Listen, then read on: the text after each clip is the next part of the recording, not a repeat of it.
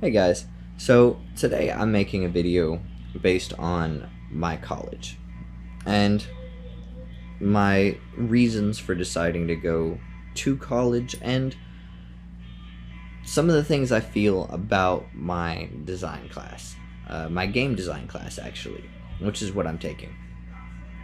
And so my initial decision into taking game design is my interest in video games and VR since childhood.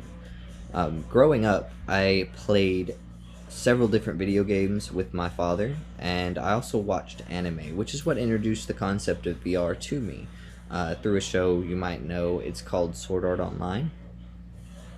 And growing up, I had so much fun playing these different games with my dad, with my brother, watching all these different shows and the cool stuff that you could do in virtual reality worlds.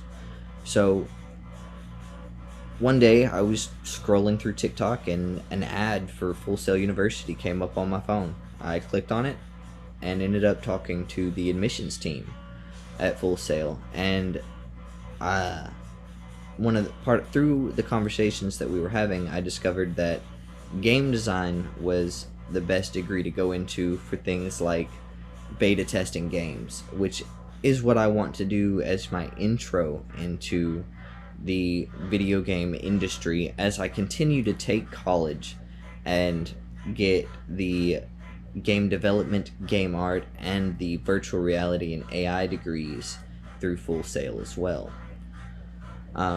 To tell you a little bit about my program at Full Sail, um, let me start with introducing the program director to you, and that would be Fernando de la Cruz.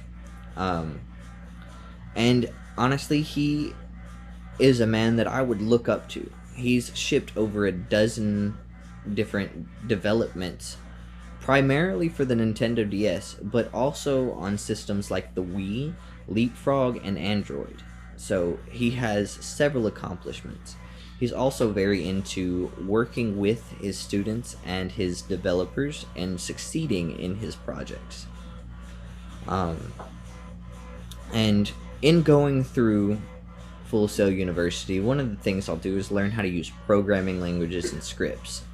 Some of the languages that I'm going to end up learning in Full Sail would be the C++, Java, HTML5, CSS3, and the JavaScript, as well as SQL.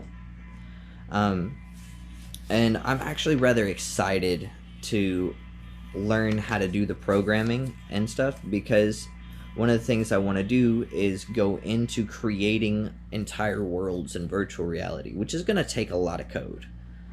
So that leads me into what skills I'd like to focus on in my degrees that I'm going to be taking at Full Sail. And those skills would be the programming, learning the different languages, learning how to use them, which ones work best for what. And in turn, also one of my classes that I'll be taking, the fundamentals of physical science. I really want to expand upon that because the characters and the AI, the animals, the monsters, all of that is going to be moving a certain way in a virtual world. And so, in learning physical science and how it works, as well as things like physics, it will help me to understand how to apply that into building my world. Um, and in traveling through the classes, I've run into a couple of different classes that I think would be rather hard for me. And those classes are going to be the intro to programming and scripting for designers. And that's mainly because I don't have any experience doing that at all. So what my plan is to help me get ready and succeed in this class would be to take an early start on programming, maybe go through a programming for dummies on Google or something like that, maybe look into some of the programming languages and scripts that I may be using in class, so that I don't walk into my classroom blind. I've also come across some classes that I think would be easier for me, and that would be design tools and building functional groups. Now, the reason I say this is because the design tools class is going to be about learning how to use the tools provided to you to design your video games. And I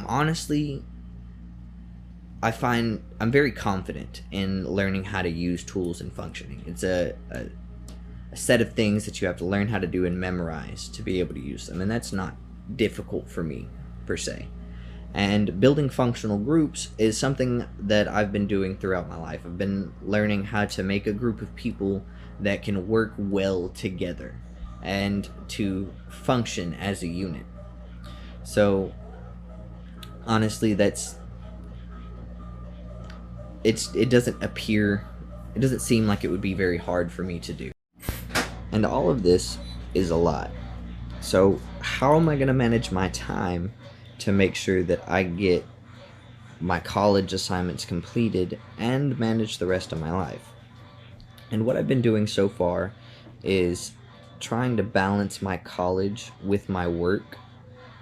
And in doing so, I'll take my days off of work and I will devote a majority of time to my college assignments. And I'll also and during the time periods that I'm free and don't have a lot to do, like on, say, Sundays when most of my assignments are due, I only work from noon to 7 that night. So there's not a whole lot of time at work. I get to spend a good period of time in the morning and also after work to complete my assignments. And so I've also got my days off of work scheduled around when my classes are delivering different assignments that I'm not going to have a lot to know about, like days that I feel like I'm going to have to research a lot to achieve my assignments, are days that I request off on work that week. It's on a semi-weekly basis that I try to plan out my schedule with where I work at, because they don't deliver a set schedule every time, because there's only like 5 of us that work there, and so it's pretty easy to accomplish. And that about wraps things up. Thanks for listening, guys.